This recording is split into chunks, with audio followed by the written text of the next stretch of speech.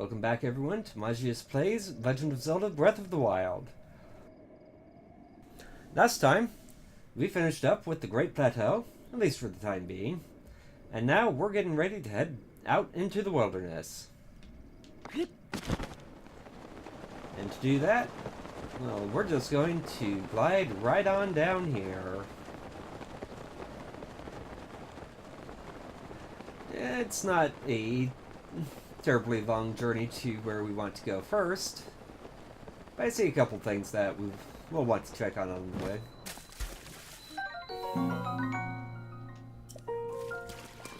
Such as this ruined guardian,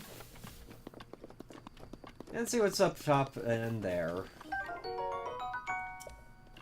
Gets us more amber, which is probably going to be useful either for money or for something else along the way.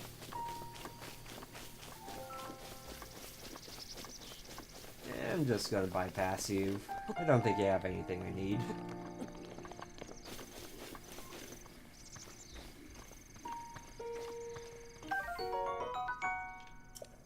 Get some warm garners, which can definitely be useful along the way.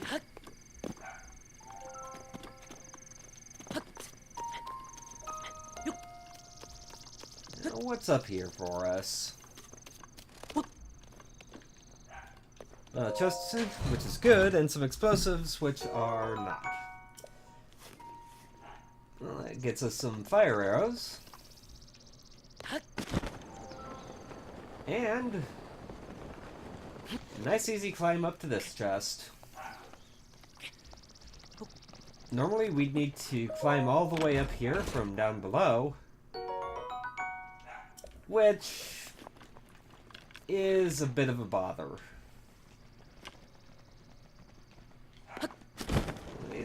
What we want is still a ways over that way.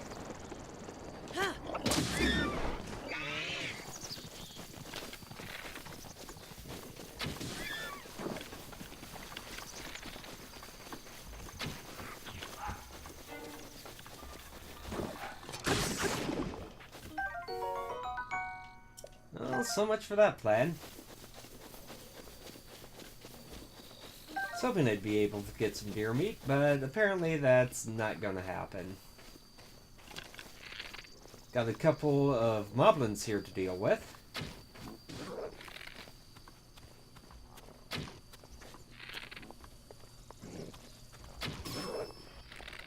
Which are rather tough.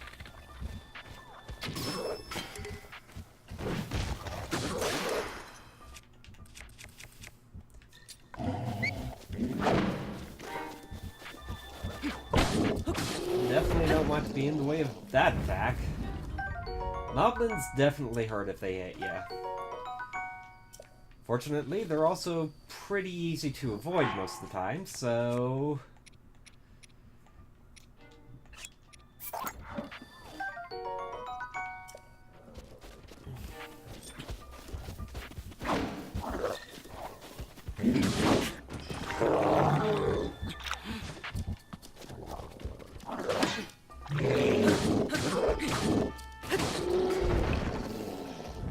Fortunately, with a decently strong weapon, they're not that big of a problem.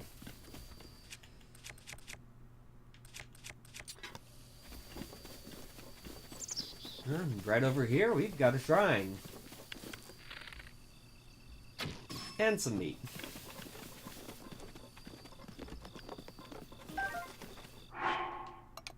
That gets us at the 5 threshold, which will give us the maximum value for that meat.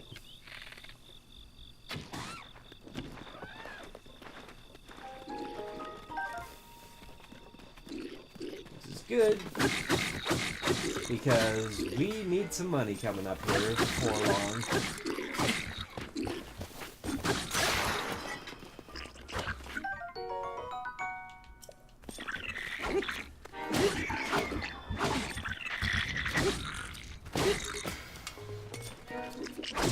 Farming implements tend to be very strong, but very fragile. As you can see there. Let's see, what do I want to get rid of? Nothing in particular, so I'll just keep on with what I have. They're kind of fun to play with because, well, they're tools that generally aren't used for combat, used in a fight. With all the consequences that generally follow from that.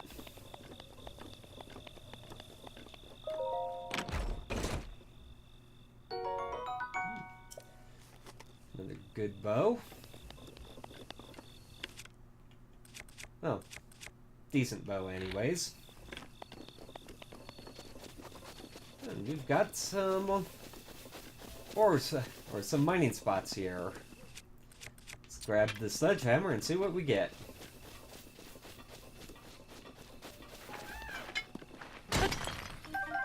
Amber and flint. And flint's another resource that you're going to be swimming in throughout the game. But they only come from those mining spots, and those aren't the most common of things. At least not through here.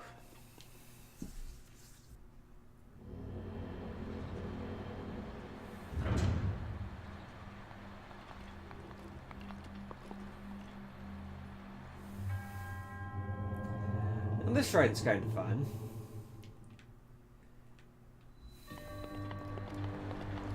Makes use of the new paraglider we just got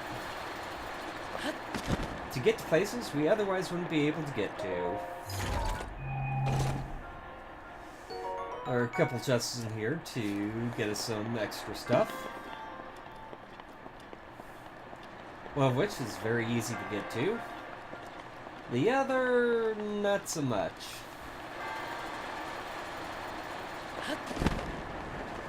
Let's fly over here. Yeah, that's there to keep you safe in case you don't let go in time. That's that big a deal in here. With this one, you have to drop off at just the right time. Get over there. And get over there, you need to have some pretty good timing on your jump there.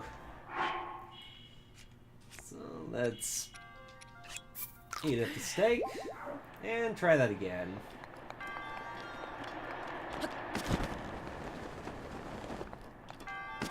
Nope.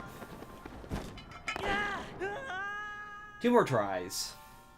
Then I'm out of steak, and I'd rather not get a game over in here. Yes, that would just be silly.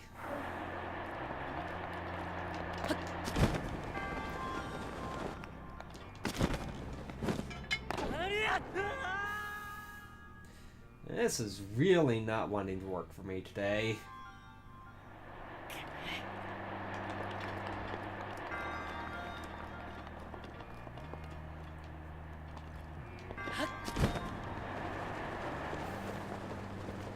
There we go.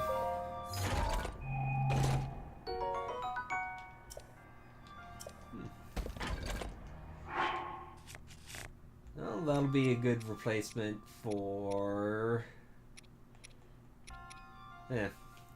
Okay, I'm not a big fan of the Claymore type weapons, so I'm not going to grab that. But it does have some pretty decent strength to it if you want to use it.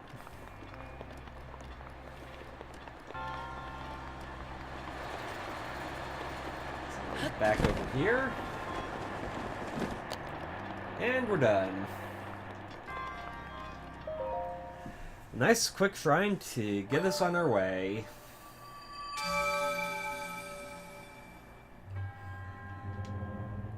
Good on us for being resourceful. And another spirit orb. 1/4 of the way to the next heart piece. Or heart container.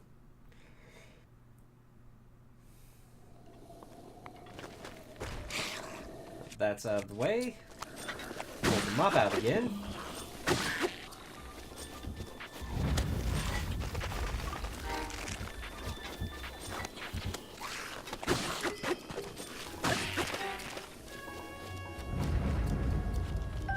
And get some more stuff. With a traveler's bow, that's going to be handy.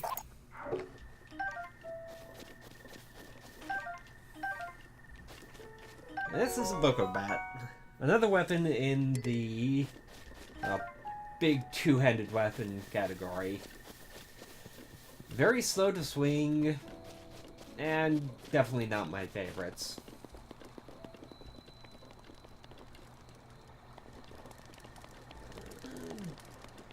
Yeah, I don't think they really have anything of interest to me right now, so let's just move along this way.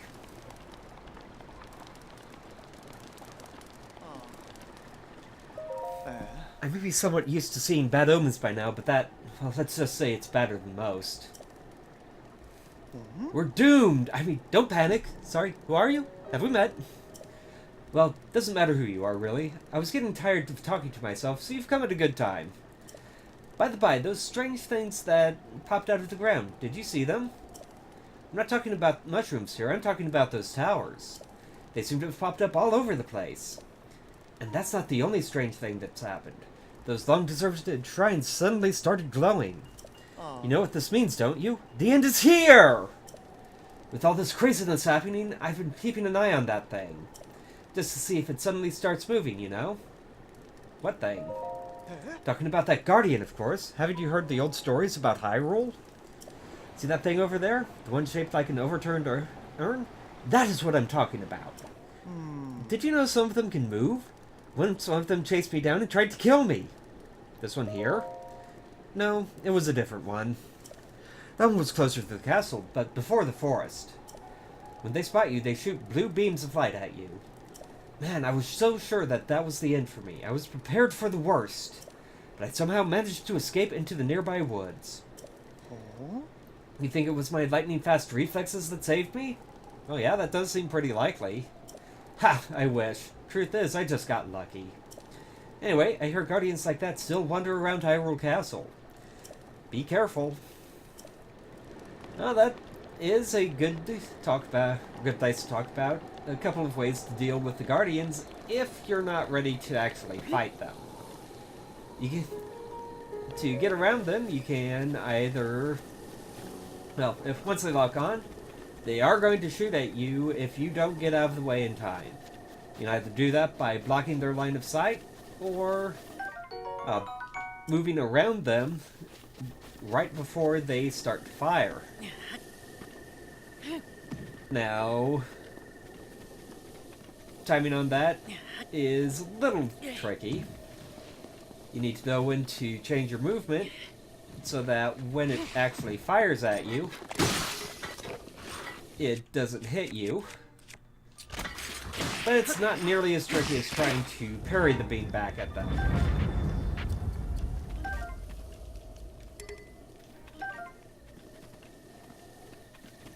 However, parrying it back, as you saw earlier, does definitely work.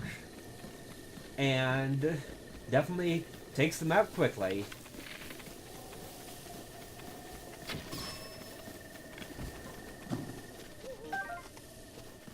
However, if you mess up the timing on it, you're, at least this early in the game, you're pretty much toast, so... I'd get out of the way fast. I did not expect to see a fairy there.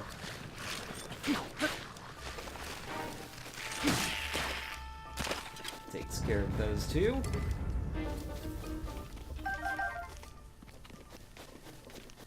More items for us. And we can keep moving right along.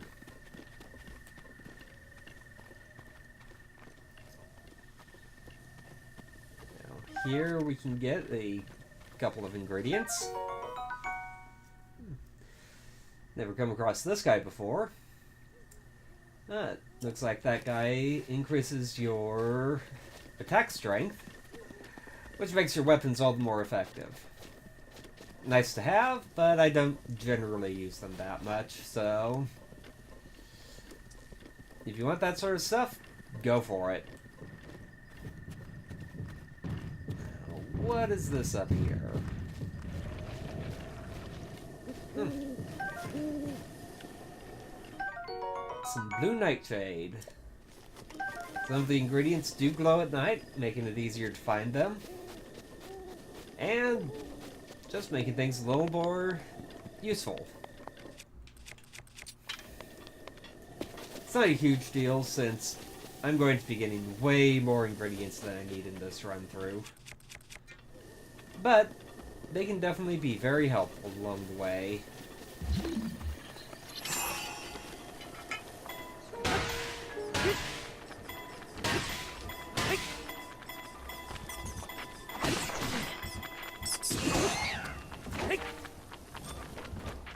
And of course, bats are no less a nuisance in this game as any other. New type of fish there if you need another thing to increase or restore your stamina. And out there we have Octoroks. Octoroks are a little bit annoying to deal with.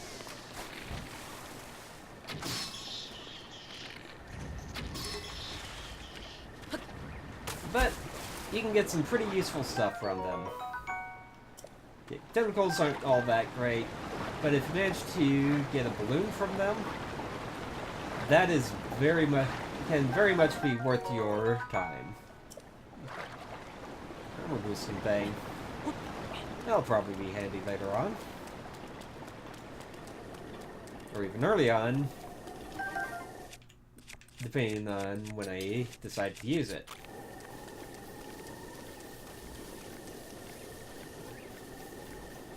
Probably not going to use it anytime soon, though. Then...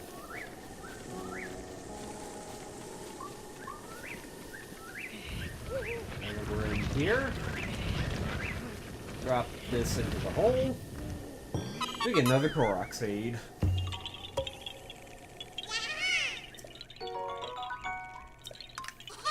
I got a pretty decent selection of them now. Still going to be a while before we get to put them to any type of use, though. Let's see. Still doing pretty well on everything, so let's go ahead and bypass these guys.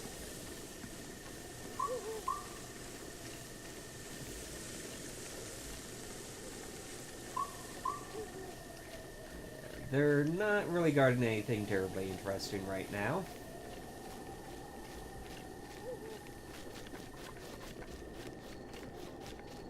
And here, Mighty Thistle. Another item that we can use to increase our attack power.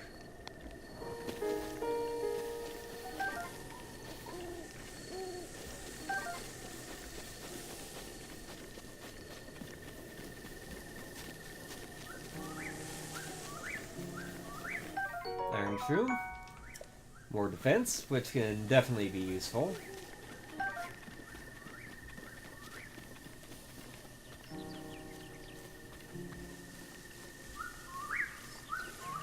And they're going away, which means the sun's coming up.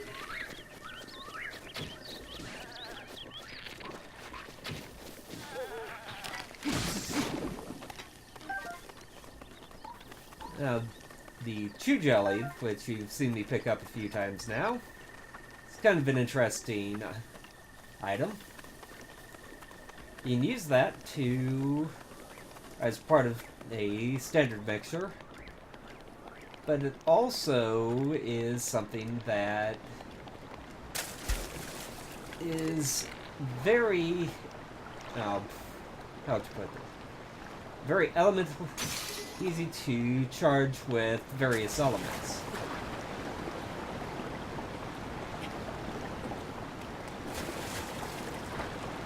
So if you hit it with something on fire,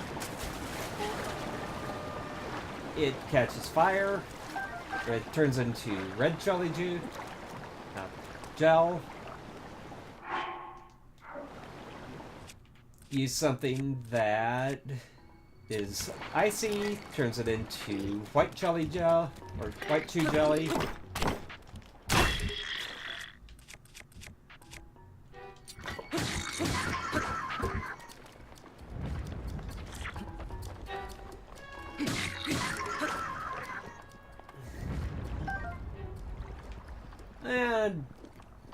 hit it with electricity, turns into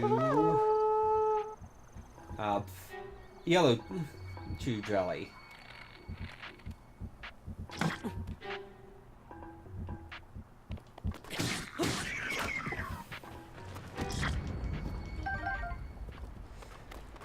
Generally not the most useful stuff that I've seen, but being able to change it to the element type you need, easy enough.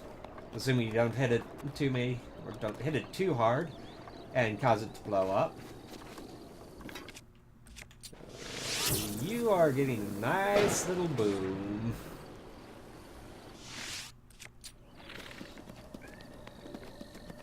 Followed by arrow to the face. Arrow to the face. Arrow to the face. And last but not least, arrow to the face. Get an actual broadsword now. And now we're getting into actual good weapons. Well, maybe not good. There's still a few tiers up that we're going to be getting to that we haven't gotten to yet. But weapons that aren't just going to break in the first few swings.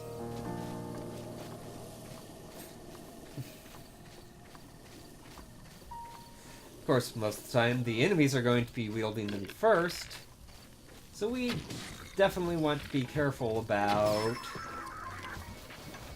holding on to them.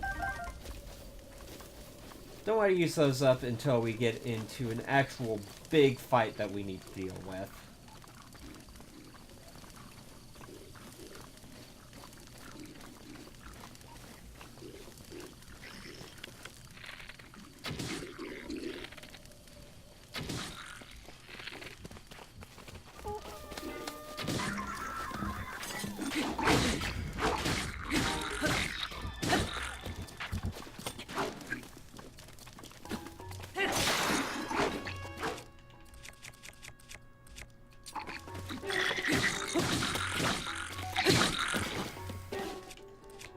Like here.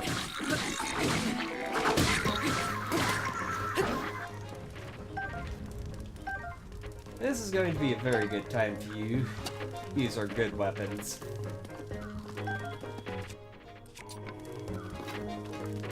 We'll just run up, deal with this guy.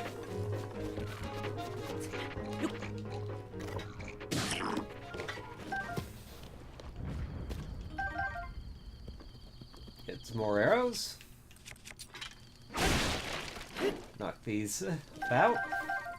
You can use bombs to open them up as well, but that tends to send stuff flying all over the place. And yeah, back over to this.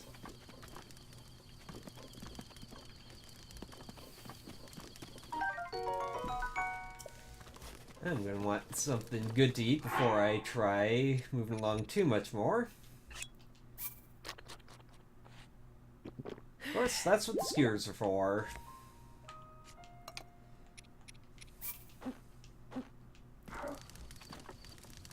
Well, let's cook up a few more things here. And I think I'll call it a day.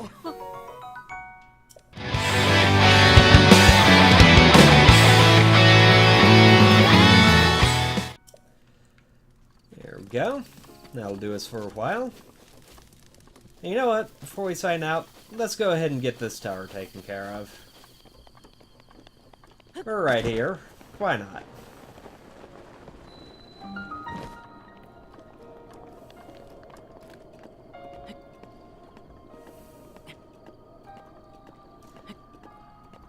Of course, we have to climb most of the way toward the top.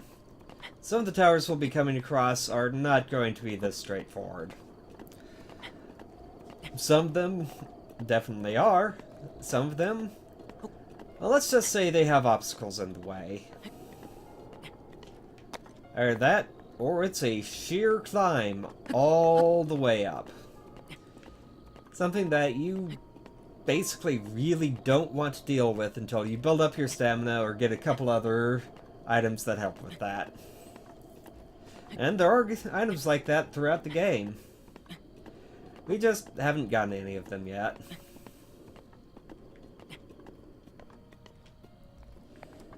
So, my advice, take it slow, and take a rest at each of the levels you get to as you get to them. After all, better to take longer than you need to than to lose all the progress and have to do it all over again. Now we're up here. Slide in the slate. And download the map.